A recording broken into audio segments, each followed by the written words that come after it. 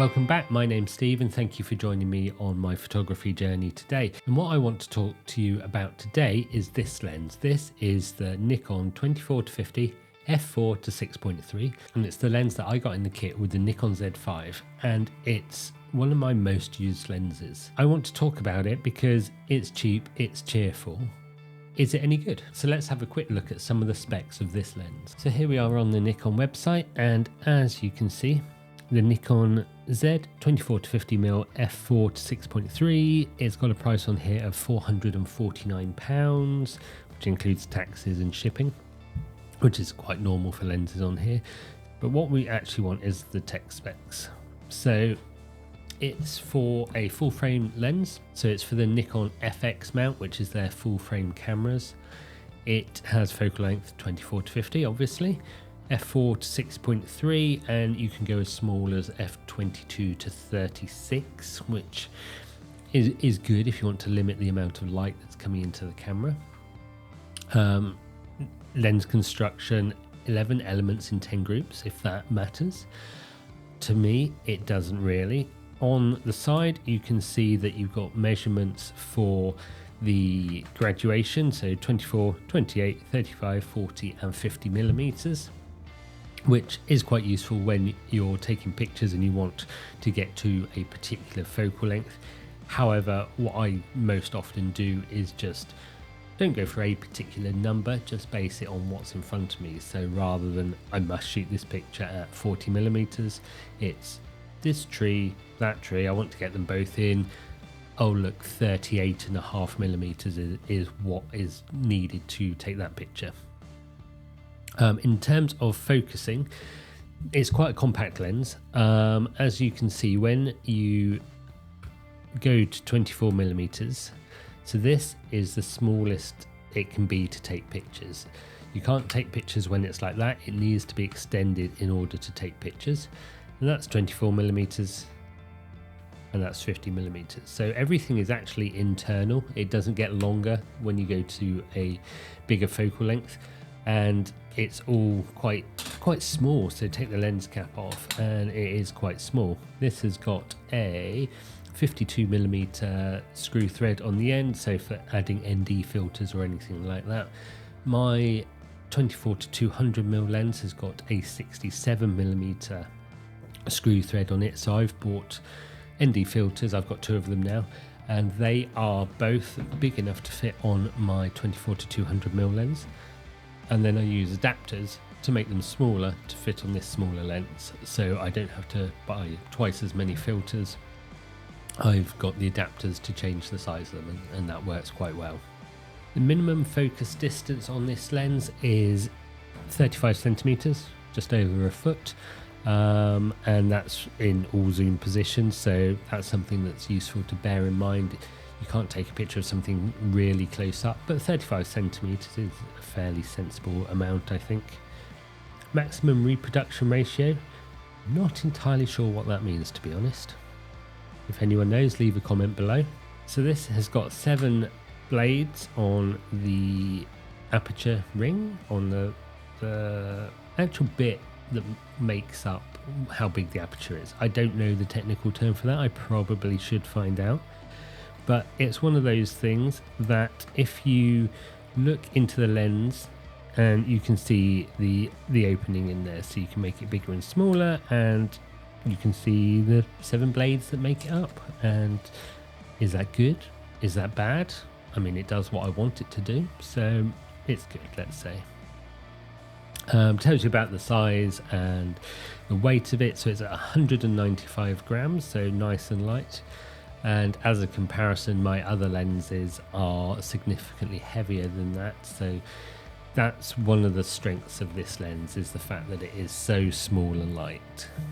And that's it really. So yes, it retails for about £450 here in the UK, but when I bought my Z5, I bought it when there was a sale on, and I got the kit lens, this lens, and the camera for about the same price as the body normally sells for on its own. So essentially got this lens free, and to me that's a fantastic deal. So I don't know whether it's worth £450. I don't know whether the camera's worth about £1,000 or another lens is worth £1,000, £2,000, £3,000. But to me, I got this free. It works brilliantly and I really like it. But what I want to do today is have a bit more of a look at some of the details of it to give you an idea of the pictures that it can take and a little bit of video as well. And just, we're going to take it into the woods. I'm going to take the dogs out for a walk, of course. That's what I do. And we're going to go out to the woods. We're going to have a wander around, take some pictures and bring you along for the walk as well so that we can have a look and discuss it. And I'll let you know my opinion on it, see whether it is worth getting as an initial lens to go with your Nikon Z5. So let's go and take the dogs out.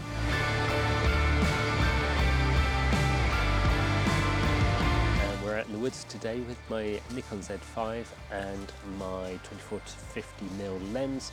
We've got the dogs. We're going on an adventure just to test out this lens and give a bit of feedback on the lens itself as to whether it's good or not. Simple as that. Let's go.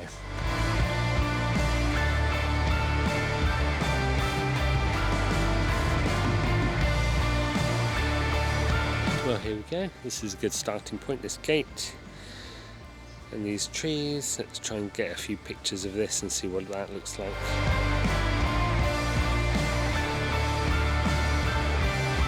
One of the good things that I like about this lens is how small and light it is and how easy it is to carry with me out into the woods. I mean, it's so tiny that it just makes no difference. I can be out here all day without any problems. And I've got the dogs here with me. Dogs, come here. And having them with me and carrying this lens on this Z5 is no problem at all. It's one of those things that is it's nice and easy. It's so small. My camera's just on a small tripod at the moment, so everything is quite light and it just works nicely. So the biggest question is whether it's sharp enough, whether it gets me some decent pictures and gets what I want from it. So 24-50mm, because I'm taking landscapes, it's going to be essentially at f8, f9 most of the time, so we don't need to worry too much about that. And let's go and explore. Let's go and take some pictures. That's the main thing that I want to do. That's the main thing I want to focus on rather than on the video side of things. So let's go. Well, this is quite an interesting tree. Let's see what we can do about a picture with this.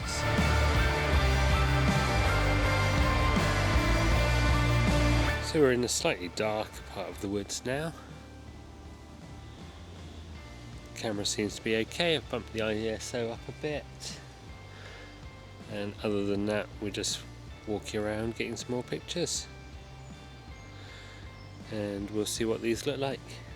But so far it's so nice and easy to carry with me. I need to have a think about what I really want from a lens, and then we can discuss that. So what do I actually want in a lens? I want something that will take decent pictures. I want something that will be able to be carried around with me, that's dog proof, you might say. And I just want something that it makes taking pictures fun. So this 24-50mm range is pretty good for being out and about like this. I've got my 24-200, which is even better, but it's also like 3 times as heavy. So with this lens, having this on here, it makes the camera look a lot smaller, it makes everything a lot lighter, and it just makes taking pictures easy. And we'll look when we get back to my office at the quality of these, but I think they'll be pretty good. Certainly for what I want from it. Like I said, I'm at f8, f9 most of the time because I'm taking landscape, so the fact that it's 4 to 6.3 doesn't really make any difference to me. And we just get out and about, take some pictures, and we just enjoy it. So having something small, compact, and light to take with us makes everything that much easier. Can't really go wrong taking pictures in a place like this, can you? So having the right lens is secondary to having a camera and a lens. I'd much rather have this lens than the most expensive lens sat at home not doing anything with it. So yeah, I really like this lens. Cheap, cheerful, nice and easy to take pictures with, nice and easy to carry.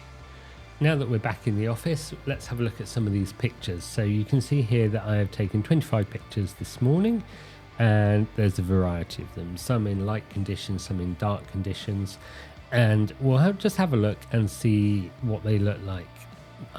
My eye immediately goes to this one, so let's have a quick look at this to begin with. And this is the pathway through the woods.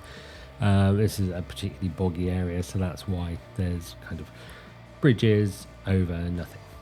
In the winter they make a big difference, but in the summer not so much. So let's just have a quick look at the auto settings for this. Put it to landscape colors. Look how vivid that green is. But this is a fairly straightforward picture. Let's zoom in and see what things look like.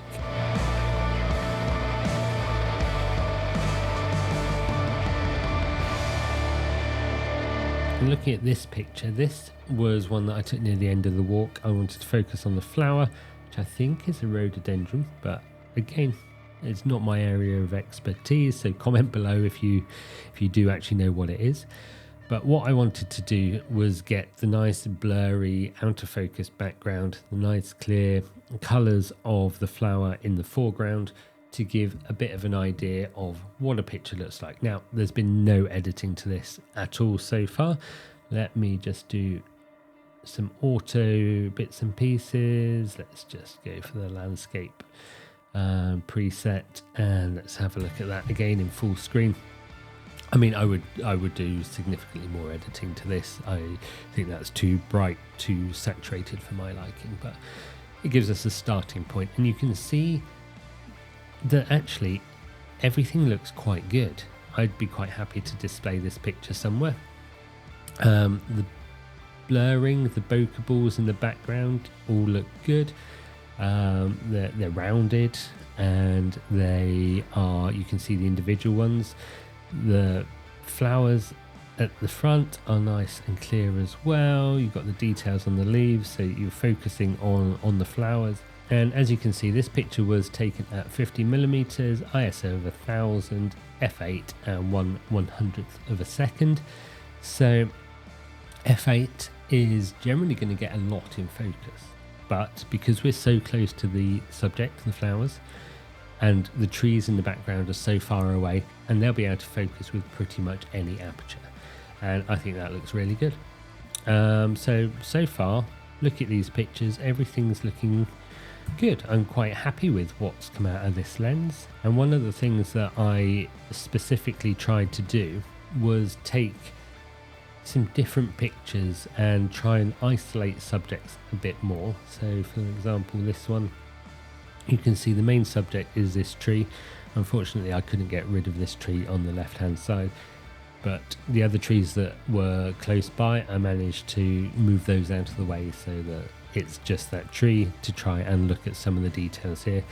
So in conclusion, I think this is a great lens for starting out. I think it's great for me. I've been doing this for coming up to 2 years now, and I still think it's a brilliant lens because it's small, it's light, it's cheap, you get great pictures. And as I said, it's one of those things that I'd much rather have this lens with me that's easy to take out, so I'm more likely to take it out, than a big £15,000 lens which is too heavy. I worry about breaking it getting stolen or anything like that. So I'd much rather have an easy lens, and if you want to go into a town, take some pictures in a more built up urban environment with lots of people around, you'll stand out less as a person taking pictures if you've got a small lens on your camera, so people pay you less attention, I think. Which can be a good thing to get more natural looking pictures and to not have your stuff stolen. Yes, I highly recommend this lens, and it's done me proud over the last couple of years. I'm glad I've got it. I'm glad it was the lens that I bought with my camera. Yes, there are better quality lenses, but at the same time, this is doing everything that I would want it to do, and what more is there? Thank you for watching that today, and don't forget to like, comment and subscribe, and I'll see you again next week on my photography journey. So have a great week. Bye.